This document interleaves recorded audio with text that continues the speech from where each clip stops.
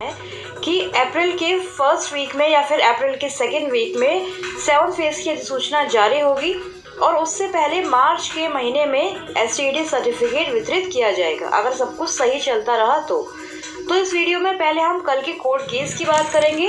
जो कल सारी जो वीडियो ऑडियो जो है सोशल मीडिया पर वायरल थी, जिसमें अर्जेंट मेंशनिंग की बात कही गई थी, करवाने की बात की इजाज़त मांगी गई थी। साथ ही जो सर्टिफिकेट पहले मिलेगा या फिर कोर्ट केस का जजमेंट पहले आएगा, यह भी देखेंगे। और फिर उसके बाद जो है शिक्षा बहाली की आगे की जो खबरें हैं उसकी तरफ आपको लेकर चलेंगे। तो वीडियो में एंड तक बने रहें, काफ़ी यूज़फुल होने वाली है आप सभी के लिए।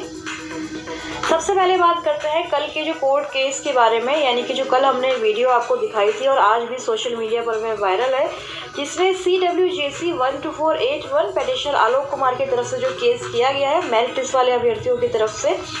तो उसमें जज साहब का यह कहना था कि यह मैटर इतना अर्जेंट नहीं है, नो अर्जेंसी कहकर उन्होंने इस मामले को अर्जेंट मेंशनिंग कराने के लिए बिल्कुल मना कर दिया। उन्होंने, क्योंकि जो वकील है वह उनका यह भी कहना था साथ में कि अपॉइंटमेंट के लिए जो ये एसटीईटी है उसमें जो रिक्तियाँ निकाली गई थी, तो जज साहब ने स्पष्ट तौर पर यह कह दिया कि यह जो पात्रता परीक्षा है, एलिजिबिलिटी टेस्ट है, इसमें अपॉइंटमेंट की कोई बात नहीं है। जो भी अभ्यर्थी क्वालिफाई होंगे उनको आगे बहाली की जो प्रक्रिया होगी उसमें शामिल होने का मौका दिया जाता है। तो यही बात जो जज साहब ने बोली है, इसी बात को बार बार शिक्षा मंत्री भी पहले से दोहराते हुए आए हैं। तो हमने देखा कि जो है जज साहब उससे बिल्कुल भी सेटिस्फाइड नहीं हुए। जो भी वकील ने वहाँ पर तथ्य रखे हैं आप अपनी स्क्रीन पर देख सकते हैं। 2 वकील यहाँ पर इन्वॉल्व हैं इस केस में, विकास कुमार और मुकेश कुमार। एक अन्य केस की भी कल चर्चा हो रही थी, जो एक और मेरिट लिस्ट वाले अभ्यर्थी की तरफ से किया गया है, पेटिशनर विपिन कुमार मिश्रा, जिसके पेटिशनर एडवोकेट है प्रिंस कुमार मिश्रा।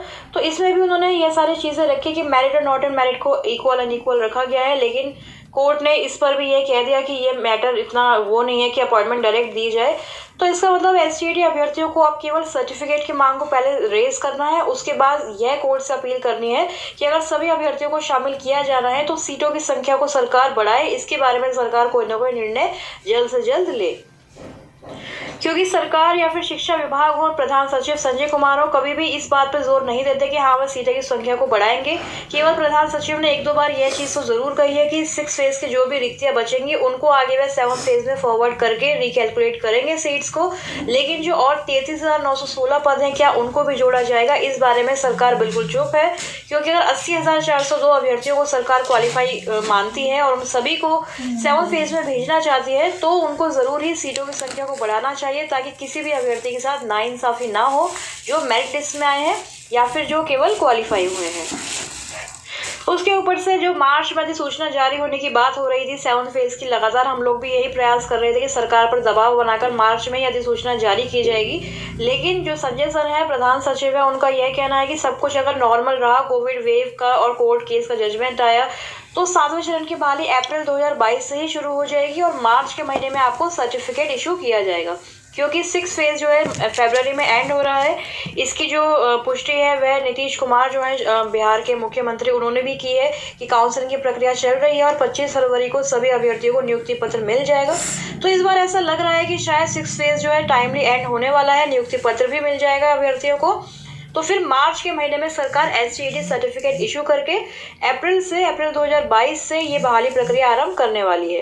लेकिन आपको यह भी बता दें कि अप्रैल मई में जो है बिहार में नगर निकाय के चुनाव भी होने हैं, तो कहीं उसको वह बाधा ना बन जाए, इसमें यह भी देखने वाली बात है। लेकिन अभी तो बिहार सरकार के जो शिक्षा विभाग के सचिव हैं, अपर मुख्य सचिव, उन्होंने ये स्पष्ट कर दिया है कि अप्रैल में ही वह बहाली का नोटिफिकेशन निकालेंगे और मार्च में यानी कि 1 महीने पहले सर्टिफिकेट वितरित कर दिया जाएगा। तो जहाँ तक कोर्ट केस की मेंशनिंग की बात है, अभी कोर्ट केस कोई भी मेंशन नहीं हुआ है। अगर आप हाई कोर्ट की साइट पर जाकर देखेंगे तो कॉज दिस सीरियल नंबर पे अभी काफ़ी नीचे है सारे ही केसेस एसटीईटी मामले में। तो शिक्षा विभाग के जो अधिकारी हैं और जज साहब हैं, उनको एसटीईटी, हर कोई एसटीईटी का मतलब पूछता है, फुल फॉर्म पूछता है। तो जो वकील हैं उनको अपना पक्ष मजबूती से रखना होगा, क्योंकि इस एसटीईटी परीक्षा में सीट मेंशन की गई थी, रिक्तियां मेंशन की गई थी, पूरी नियमावली का पालन किया गया था कि जितने अभ्यर्थी क्वालिफाई होंगे उनकी जो मेधा सूची बनाई जाएगी, फिर आगे उनको बहाली प्रक्रिया में भेजा जाएगा। तो ये सारी चीज़ें हैं। अब देखते हैं कि कोर्ट क्या निर्णय लेता है। जब भी इसकी हियरिंग होती है, जब भी मेंशनिंग होती है, तो पूरी जो है पूरा जो मैटर है उसको सरकार हाई कोर्ट सुनेगा, तभी पता चलेगा कि कोर्ट उस पर किस नतीजे पर पहुंचता है। क्योंकि उसके बाद ही सर्टिफिकेट की प्रक्रिया भी स्टार्ट होगी। क्योंकि संजय कुमार का एक ट्वीट था, वो भी वायरल था सोशल मीडिया पर, जिसमें उन्होंने कहा कि व्हाट्सएप पे उनका एक मैसेज था जिसमें उन्होंने कहा है कि वेट फॉर कोर्ट ऑर्डर। इसका मतलब कि सरकार भी जो है कोर्ट के ऑर्डर का इंतजार कर रही है कि कोर्ट कोई डायरेक्शन दे, उस हिसाब से फिर वह एसटीडी सर्टिफिकेट जारी करेंगे। तो ये सारी चीजें चल रही है। देखते हैं पहले कोर्ट केस का जजमेंट आता है या फिर पहले सर्टिफिकेट सरकार इशू कर देगी। क्योंकि अप्रैल में ही अब समझिए कि 7th फेज का जो नोटिफिकेशन है वह जारी किया जाएगा।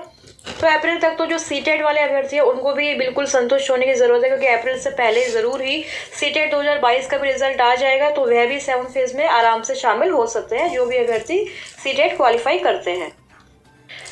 तो चलिए फ्रेंड्स, अब चलते हैं 6th फेज की अपडेट्स की तरफ। कल आप लोग जानते हैं कि काउंसलिंग की जो प्रक्रिया है वह स्टार्ट हो चुकी है। तीसरे चरण की जो काउंसलिंग है वह हर जिले में स्टार्ट हो गई थी। मधुबनी जिले की अगर स्पेशली हम बात करें तो यहाँ कल एक नियोजन इकाई में 6 to 8 के लिए सामाजिक विज्ञान के एक रिक्त पद को भरने के लिए अंतिम मेधा सूची में शामिल 14 अभ्यर्थियों को काउंसलिंग के लिए बुलाया गया था। लेकिन पहले दिन की काउंसलिंग में एक भी अभ्यर्थी कल उपस्थित नहीं हुए, जिस कारण से वह जो एक रिक्त पद था वह भी खाली रह गया है। तो इस रिक्त पद को भरने के लिए अभ्यर्थी का चयन नहीं हो सका। तो इसी तरह बहुत सारी ऐसी नियोजन इकाइयां होंगी अलग अलग जिलों में जहां पर जो है अभ्यर्थी अवेलेबल नहीं हो पाए, पहुंच नहीं पाए, या फिर अवेलेबल ही नहीं थे उनकी कैटेगरी के अनुसार। तो आप लोग देख रहे हैं कि कितने सारे जो पद हैं, अभी तो एक ही दिन की बात है, फिर जब पूरी काउंसलिंग की प्रक्रिया समाप्त हो जाएगी तो हमें पता चलेगा कि बहुत सारी रिक्तियां भर ही नहीं पाई हैं। तो ये सारी ही रिक्तियां आगे 7th फेज के अभ्यर्थियों के लिए, जो सीटेट अभ्यर्थी होंगे या फिर बिहार टीईटी अभ्यर्थी जो नहीं चयनित हो पाएंगे इस बार, तो ये सारी ही रिक्तियां 7th फेज में आगे जुड़ने वाली हैं।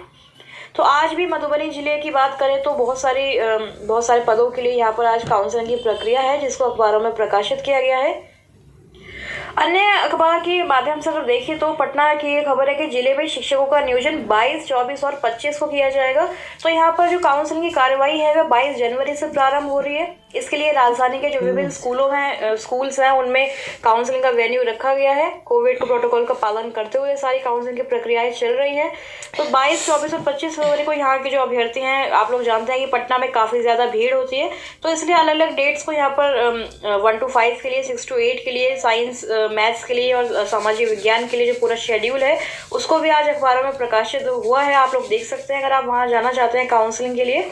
और जो बिहार के शिक्षा मंत्री है श्री विजय कुमार चौधरी, उनका कल ये भी स्टेटमेंट आया था कि जो भी अभ्यर्थियों की काउंसलिंग हुई है वह बिल्कुल शांतिपूर्ण हुई है, किसी तरह की कोई गड़बड़ी है, कोई शिकायत नहीं प्राप्त हुई है। क्योंकि लगातार जो वीडियो कॉन्फ्रेंसिंग है उसके माध्यम से पूरी काउंसलिंग की प्रक्रिया को पूरा कवर किया जा रहा है, उस पर एक विजिलेंस रखी गई है शिक्षा विभाग द्वारा। तो सोमवार से यानी कल से जो 94,093 शिक्षकों की बहाली स्टार्ट हुई है 1200 नियोजन इकाइयों में, यह पूरी सफल रही है। पहले दिन भोजपुर, सारण और मधुबनी जिले में काउंसलिंग हुई है। शिक्षा मंत्री का कहना है कि कोरोना को मात देते हुए सरकार के स्तर से काउंसलिंग प्रक्रिया संपन्न कराई जा रही है। संबंधित जिलों में शिक्षक अभ्यर्थियों की काउंसलिंग शांतिपूर्ण ढंग से हुई, किसी तरह की कोई भी गड़बड़ी, अनियमितता नहीं पाई गई है। क्योंकि राज्य सरकार की मंशा बिल्कुल स्पष्ट है। नीतीश कुमार ने भी कह दिया है कि 25 फरवरी को सभी चयनित शिक्षकों को नियुक्ति पत्र एक साथ दे दिए जाएंगे। लेकिन जो बड़ा सवाल है वह अभी वही का वही बना हुआ है कि माध्यमिक व +2 शिक्षकों की बहाली कब होगी, 7th फेज कब आरंभ होगा। इसके बारे में ना तो कोर्ट अभी कोई डायरेक्शन दे रहा है, ना ही सरकार बिल्कुल सजग है कि 7th फेज हमें स्टार्ट करना है। क्योंकि पहले हम सुनते थे कि जनवरी फरवरी में 7वां चरण आएगा, फिर मार्च का महीना हमें सुनाई दिया, फिर उसके बाद अब संजय कुमार का कहना है कि अप्रैल 2022 से ही शिक्षक बहाली आरंभ होने वाली है 7th फेज की। तो देखते हैं ये इंतजार और कितना लंबा जाता है। लेकिन सभी अभ्यर्थियों को बिल्कुल भी निराश हताश नहीं होना है, पॉजिटिव रहने की जरूरत है और सरकार पर लगातार यही दबाव बनाए रखना है कि एसटीडी सर्टिफिकेट पहले रिलीज करे। और जो सीटेट अभ्यर्थी है बार बार इसी इंतजार में रहते हैं कि सीटेट के बारे में कुछ बोलेंगे मैम, तो सीटेट की यही अपडेट है कि उसका एग्जाम अभी फिनिश होने वाले हैं और जो भी उसमें क्वालिफाई होंगे वह भी 1 to 5 और 6 to 8 के लिए एलिजिबल होंगे। तो उनको भी लगातार यही प्रयास करना चाहिए कि जो भी सोशल मीडिया पर या फिर आम कोई भी आंदोलन होता है तो उसमें पार्टिसिपेट करें, आंदोलन को सफल बनाने में वो भी सहयोग करे, तभी 7th फेज का जो अधिसूचना है उसको सरकार जारी करेगी। अन्यथा सरकार का तो हमेशा ही यही इरादा रहता है कि लगातार इसको आगे डिले करते जाएं वे और बहाली प्रक्रिया जो है